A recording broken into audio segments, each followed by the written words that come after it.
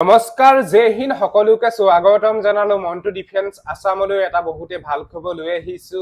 Army ফালৰ পৰা পুনৰ নতুনকৈ পদ মুকলি কৰা হৈছে ফায়াৰমেন টেডমেন্স এনেকুৱা ধৰণৰ বিভিন্ন ধৰণৰ ভেকেন্সি মুকলি কৰা হৈছে এই পদৰ আবেদন কৰিবলৈ হলে আমাৰ অসমৰ যিকোনো ডিস্ট্ৰিক্টৰ ল'ৰা আৰু ছোৱালী এই পদৰ কাৰণে আবেদন কৰিব পাৰিব আবেদন কৰিবলৈ হলে এডুকেশ্যন কোৱালিফিকেশনস কিমানৰ পৰা কিমানলৈকে দিয়া হৈছে বয়সৰ সময়সীমা কিমানৰ পৰা কিমানলৈকে দিয়া হৈছে সকলো বিলাকৰ ডিটেইলছ ভিডিওটো জৰিয়তে ফুল ইনফৰমেশন আকাৰে আপোনালোকক জনাবলৈ বিচাৰিছো সো ভিডিওটো সম্পূৰ্ণৰূপে চাই থাকিব আৰু যদিহে আপোনালোকে আমাৰ চেনেললৈ প্ৰথমবাৰ কাৰণে আহিছে তেতিয়াহলে চেনেলটো সাবস্ক্ৰাইব কৰি লব ভিডিও ডেসক্ৰিপচনত ফুল এডভাৰটাইজমেন্টৰ ডিটেইলছ আৰু এপ্লাই কৰা লিংক দিয়া আছে গৈ পিনে আপোনালোকে ফুল এডভাৰটাইজমেন্টখন চেক কৰি আপোনালোকে এপ্লাই কৰিব পাৰিব আৰু যদিহে আপোনালোকে আমাৰ WhatsApp এণ্ড Telegram গ্ৰুপত যদি এতিয়ালৈকে জয়েন হোৱা নাই জয়েন হৈ লওক তাতে যিকোনো ধৰণৰ আপডেট আপোনালোকে আগতীয়াকৈ পাব এতিয়া আৰ্মি ফালৰ পৰা যিখিনি পদ মুকলি কৰা হৈছে ফায়াৰমেন টেডমেন্স মেড কুক এনেকুৱা ধৰণৰ যিখিনি পদ মুকলি কৰা হৈছে পদবিলাকৰ তথ্য স্টেপ বাই স্টেপ মই আপোনালোকক জনাবলৈ বিচাৰিছো সো বন্ধুবান্ধী বিসকল এইখিনি পদ মুকলি কৰা হৈছে army DGEME group C new recruitment 2025 ৰ বাবে পদ মুকলি কৰা হৈছে department name director general of electronics and mechanical engineering of ফালৰ পৰা এইখিনি ভেকেন্সি মুকলি কৰা হৈছে এপ্লাই প্ৰসেস অফলাইন মাধ্যমত আপোনালোকে এই পদৰ কাৰণে আবেদন কৰিব পাৰিব কোনো ধৰণৰ অনলাইন মাধ্যমত আপোনালোকে আবেদন কৰিব নোৱাৰে অনলি অফলাইন মাধ্যমেহে আপোনালোকে এপ্লাই কৰিব পাৰিব এপ্লাই লাষ্ট ডেট হৈছে 24 অক্টোবৰ 2025 24 অক্টোবৰ ইয়াৰ লাষ্ট ডেট পোষ্ট নেম ফায়াৰমেনৰ ভেকেন্সি দেখিবলৈ পাব লোৱাৰ ডিভিজন ক্লাৰ্ক মেকানিক টেডমেন্স মেড স্টোৰ কিপাৰ কুক এনেকুৱা ধৰণৰ ভেকেন্সি আপোনালোকে দেখিবলৈ পাব টোটাল ভেকেন্সি মুকলি কৰা হৈছে 194 জব লোকেশন অল ইন্ডিয়া স্যালাৰি 5,200 পৰা 20,200 টকালৈকে আপোনালোকে স্যালাৰি পাব ইম্পৰ্টেন্ট ডেট এপ্লিকেশন স্টাৰ্ট হৈছে 4 অক্টোবৰ পৰা মানে অফলাইন এপ্লিকেশন স্টাৰ্ট হৈছে 4 অক্টোবৰ পৰা আৰু এপ্লিকেশন লাষ্ট ডেট হৈছে অফলাইন এপ্লিকেশন লাষ্ট ডেট হৈছে 24 অক্টোবৰ 2025 এপ্লাই কৰিবলৈ হলে বয়সৰ সময়সীমা মিনিমাম 18 বছৰ হ'ব লাগিব ম্যাক্সিমাম 25 বছৰলৈকে আপোনালোকে আবেদন কৰিব পাৰিব লগতে এজ ইলেকশন দিয়া হৈছে ST SC সকলৰ কাৰণে 5 বছৰ আৰু OBC MOBC বিলাকৰ কাৰণে দিয়া হৈছে 3 বছৰ এজ ইলেকশন তাৰপা নেক্সট হৈছে army DGEME group C vacancy details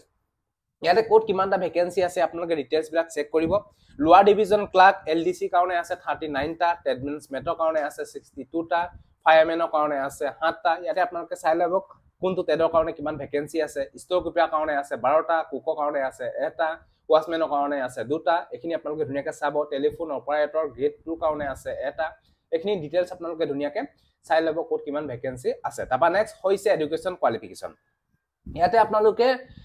যেটো টেডৰ কাৰণে আপোনালোকে এপ্লাই কৰে প্ৰত্যেকটো টেডৰ কাৰণে কোৱালিফিকেশন বেলেগ বেলেগ বিচৰা হৈছে এই বিষয়ে আপোনালোকে গম পালে লোৱাৰ ডিভিজন ক্লাৰ্কত আপোনালোকে এপ্লাই কৰিবলৈ হলে আপোনালোকে 12 পাস কৰিব লাগিব হাই সেকেন্ডাৰী পাস কৰিব লাগিব আৰু লগতে লোৱাৰ ডিভিজন ক্লাৰ্কৰ আপোনালোকৰ টাইপিং টেষ্ট অনুষ্ঠিত হ'ব ইংলিশ এণ্ড হিন্দী তাৰপা নেক্সট আপোনালোকৰ টেডমেন্স মেথড এপ্লাই কৰিবলৈ হলে আপোনালোকে সিম্পল মেট্ৰিক পাস কৰিলে এপ্লাই কৰিব পাৰিব ফায়াৰমেনত এপ্লাই কৰিবলৈ হলে আপোনালোকে 10 পাস লগতে নলেজ অফ ফায়াৰিঙৰ আপোনালোকৰ নলেজ থাকিব লাগিব মেইনটেনেন্সৰ আপোনালোকৰ ডিটেইলছ জানিব লাগিব এখিনি আপোনালোকৰ ফায়াৰমেনৰ ভেকেন্সি তথ্য বিষয়ে আপোনালোকে গম পালে তাৰপা নেক্সট আপোনালোকৰ ষ্ট'ৰ কিপাৰ আছে ষ্ট'ৰ কিপাৰ কাৰণে এপ্লাই কৰিবলৈ হলে আপোনালোকে 12 পাস কৰিব লাগিব টেলিফোন অপাৰেটৰত এপ্লাই কৰিবলৈ হলে আপোনালোকে 12 পাস কৰিব লাগিব তাৰপা নলেজ বিচাৰিছে আৰু ওয়াচমেনত এপ্লাই কৰিবলৈ হলে আপোনালোকে 10 পাস কৰিব লাগিব লগতে only 10 পাস কৰিলে এপ্লাই কৰিব পাৰিব কুকত এপ্লাই কৰিবলৈ হলে আপোনালোকে 10 পাস লগতে ইন্ডিয়ান নলেজ অফ কুকিংৰ নলেজ আপোনালোকৰ থাকিব লাগিব তাৰপা নেক্সট ইলেক্ট্ৰিচিয়ানত এপ্লাই কৰিবলৈ হলে আপোনালোকে 12 পাস কৰিব লাগিব লগতে ITI সাৰ্টিফিকেট আপোনালোকৰ থাকিব লাগিব ইলেক্ট্ৰিচিয়ান টেট এখিনি আপোনালোকে ডিটেইলছ চাই লব কোনটো পদৰ কাৰণে এপ্লাই কৰিবলৈ হলে কি কোৱালিফিকেশন লাগিব বা কিমান ভেকেন্সি আছে আপোনালোকে ডিটেইলছ বিলাক চেক কৰি লব এতিয়া আপোনালোকে এপ্লাই কৰিবলৈ হলে আপোনালোকে অফলাইন মাধ্যমত আপোনালোকে আবেদন কৰিব লাগিব এই বিষয়ে আপোনালোকে গম পালে ইয়াতে আপোনালোকে অফলাইন মাধ্যমৰ যেটো আপোনালোকৰ এড্ৰেছ হয় সেই এড্ৰেছটো ভিডিও ডেসক্ৰিপচনত ফুল এডভাৰটাইজমেন্ট দিয়া আছে তাতে আপোনালোকে ধুনিয়াকৈ চেক কৰিব কোনটো পদৰ কাৰণে কোড আপোনালোকে এপ্লিকেশন ফৰ্মখন আপোনালোকে পঠিয়াব লাগিব তাৰে ডিটেইলছ আপোনালোকে ফুল এডভাৰটাইজমেন্টখন আপোনালোকে ডাউনলোড কৰি চেক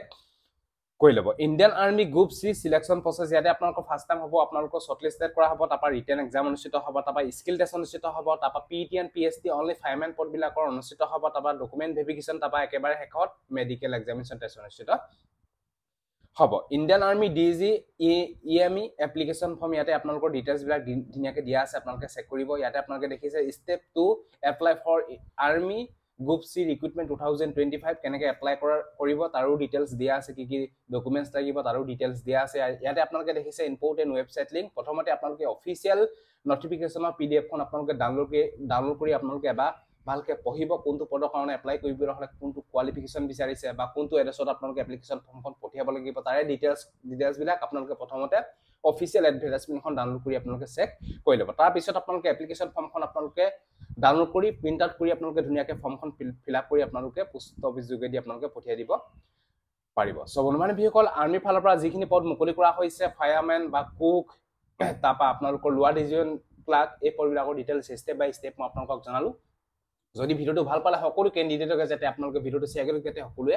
গম পাওক। চ' আজিলৈ বাই, জয় হিন্দ, বন্দে মাতৰম, জয় অসম, ধন্যবাদ।